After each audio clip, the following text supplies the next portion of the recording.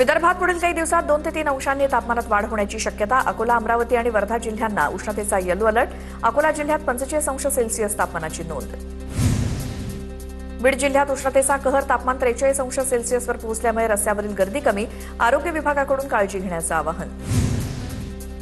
नांदेड जिल्ह्यात उष्णतेची तीव्रता वाढली. तापमान 42 अंश सेल्सिअसवर पोहोचल्यामुळे नागरिक हैराण. वाढत्या उकाड्याचा पिकांनाही फटका. शेती होरपळण्याची भीती. सकाळी 10 ते दुपारी 4 दरम्यान घराबाहेर न पडण्याचे वैद्यकीय अधिकाऱ्यांचे आवाहन. छत्रपती संभाजीनगरमध्ये तापमान 43 अंशांवर पोहोचलं. छत्रपती संभाजीनगरमध्ये दुसऱ्यांदा उच्चांकी तापमानाची नोंद. हवामान विभागाकडून उष्णतेच्या लाटेचा येलो अलर्ट. नाशिकमध्ये उष्णतेची लाट तीव्र. 2 वर्षांनंतर तापमानानं 42 अंशांचा टप्पा गाठला. हवामान विभागाकडून बुधवारपर्यंत येलो अलर्ट जारी. तीव्र उकाड्यामुळे नाशिककर हैराण. गोंदिया जिल्ह्याचा पारा 40 अंश सेल्सिअसवर. रात्रीच्या तापमानात देखील जास्त वाढ झाल्यामुळे गोंदियाकर हैराण. नागरिकांनी काळजी घेण्याचं डॉक्टरांचं आवाहन. धुळे शहराचा तापमानाचा पारा 44 अंशांवर. तापमान 4 अंशांनी वाढल्यामुळे जनजीवन विस्कळीत. कृषी उत्पन्न विभाग समितीकडे शेतकऱ्यांनी पाठ फिरवली. जळगावात उष्णतेची लाट. तापमानाचा पारा 45 अंशांवर. जळगाव जिल्ह्यात यंदाच्या हंगामातील सर्वाधिक तापमानाची नोंद. शीतपेयांच्या दुकानावर नागरिकांची गर्दी वाढली. नागरिकांनी काळजी घेण्याचं प्रशासनाचं आवाहन. चंद्रपुरात उष्णतेचा तडाखा तीव्र. तापमान 44 अंशांवर पोहोचलं. नागरिकांना सतर्कतेचं प्रशासनाचं आवाहन. धाराशिवमध्ये तापमानाचा पारा 41 अंशांवर. शासकीय रुग्णालयात उष्माघाताच्या रुग्णांमध्ये वाढ. शासकीय रुग्णालयात उष्माघाताच्या रुग्णांसाठी विशेष कक्षाची उभारणी. बुलढाणा जिल्ह्यात पाणी टंचाईचं संकट. मोठे, मध्यम आणि लघु प्रकल्पातील पाणीसाठा घटून केवळ 28%. खडकपूर्णा, पेनटाकळी आणि कोराडी धरणातील पाणी झपाट्यानं कमी. कडक उन्हामुळे ग्रामीण भागातील पाणी समस्या भीषण. सांगलीच्या आंधळीमध्ये अखेर अर्थ दक्षिण कॅनॉलचं पाणी दाखल.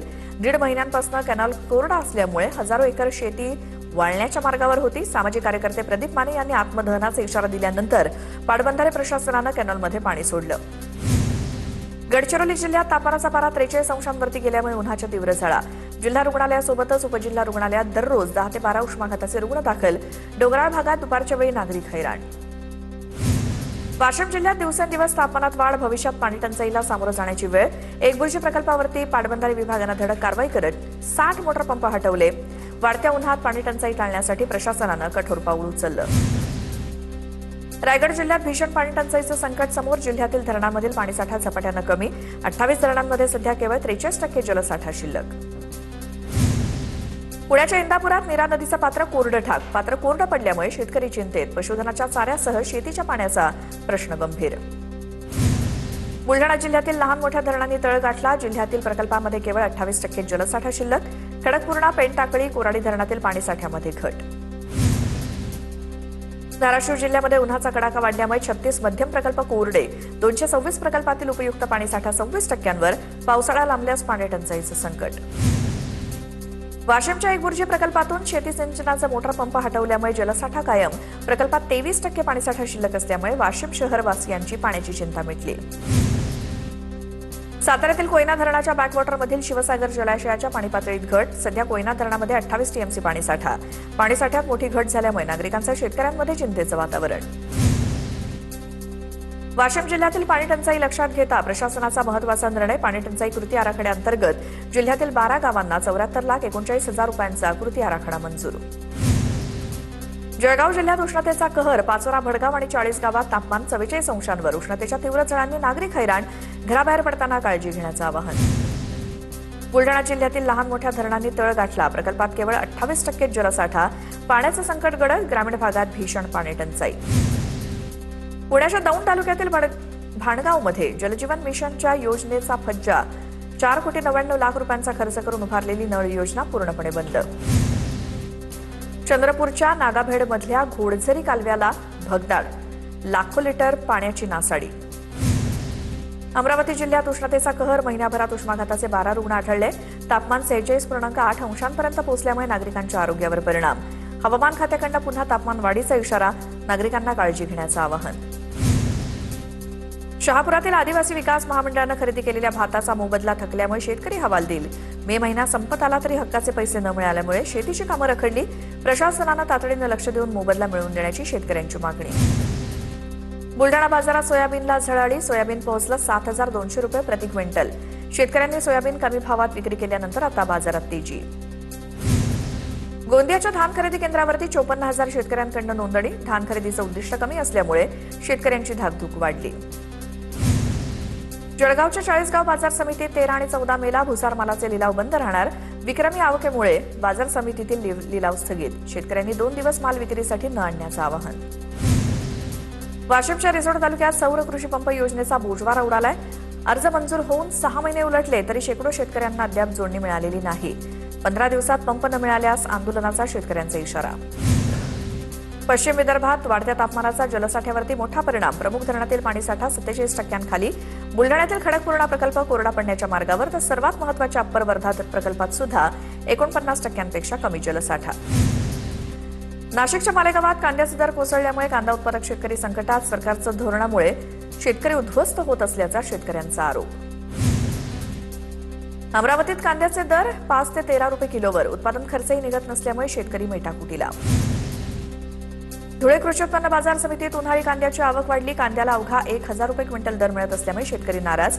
प्रति क्विंटल 2,000 रुपये दर देण्याची शेतकऱ्यांकडून अपेक्षा व्यक्त. अमरावती एपीएमसीमध्ये लिंबाचे दर 60 रुपयांनी घसरले. लिंबाच्या दरात 50% घसरण झाल्यामुळे शेतकरी चिंतेत.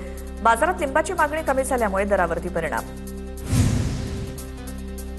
परभणीत वाढत्या उन्हाचा लिंबाच्या बागांना फटका. झाडांना लागलेली लिंब काळी पडत असल्यामुळे शेतकरी अडचणीत. बाजारात लिंबांना 200 रुपये प्रति किलोचा दर. हिंगोलीच्या वसमतमध्ये दुकानातनं चोरट्यांनी हळदीचे कट्टे पळवले. अडत चालकाची वसमत पोलीस ठाण्यात तक्रार.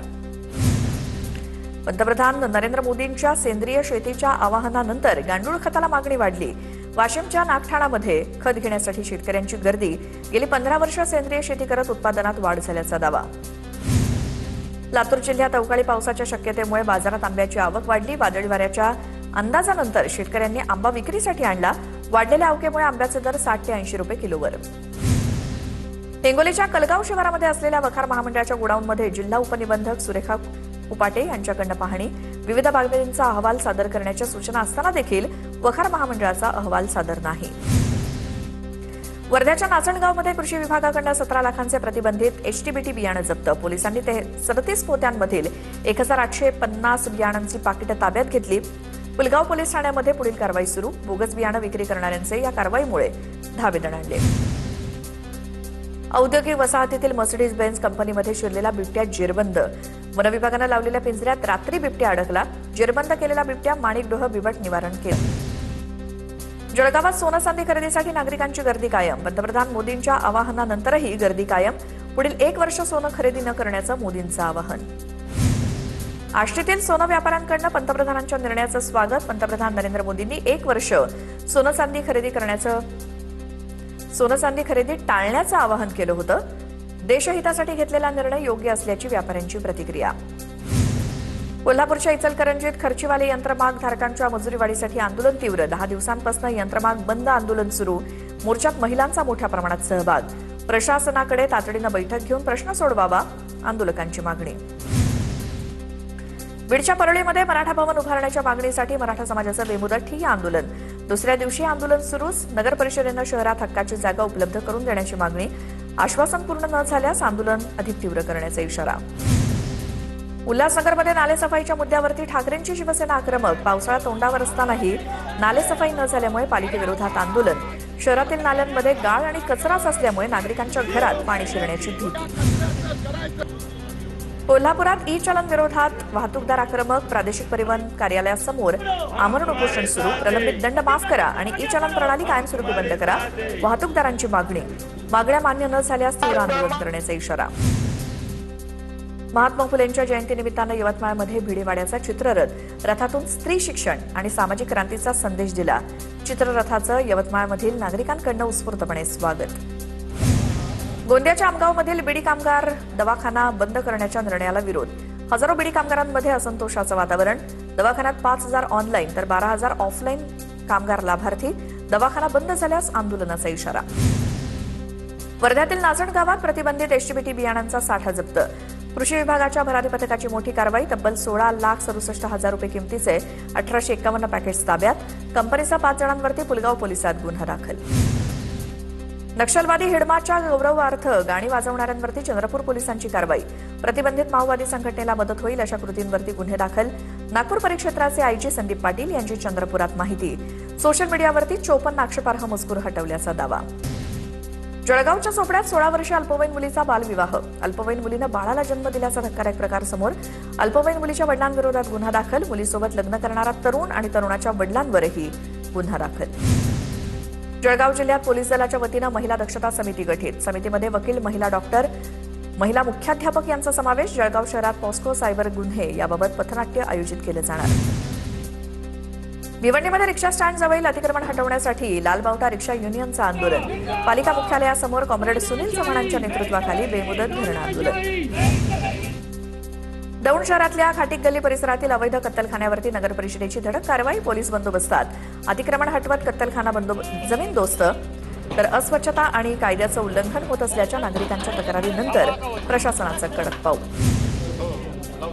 ओव्हरटेक केल्याच्या वादावरून अभियांत्रिकी विद्यार्थ्याची हत्या. नागपूरच्या गोकुळ पेठेत भर रस्त्यात चाकू हल्ला. तुषार सुटे या तरुणाचा मृत्यू. अल्पवयीन दोघांकडनं हल्ला तर आरोपी दारूच्या नशेत होते. अंबाझरी पोलिसांकडनं गुन्हा दाखल. दोन्ही अल्पवयीन आरोपी ताब्यात. वाशिम जिल्ह्यात रिफ्लेक्टर विना धावणाऱ्या वाहनांवरती आरटीओची कारवाई. गेल्या 3 महिन्यामध्ये 104 वाहनांवरती दंडात्मक कारवाई. रात्रीच्या अपघातांना रोखण्यासाठी वाहनधारकांनी रिफ्लेक्टर आणि रेडियम पट्ट्यांचा वापर करावा, प्रशासनाचं आवाहन. मुंबई अहमदाबाद महामार्गावरती डहाणूजवळ आंबा वाहतूक करणारा ट्रक उलटला. त्यानंतर ट्रकमधून पडलेले आंबे उचलण्यासाठी नागरिकांची मोठी झुंबड. चालकाचं वाहनावरचं नियंत्रण सुटल्यामुळे आंबा वाहतूक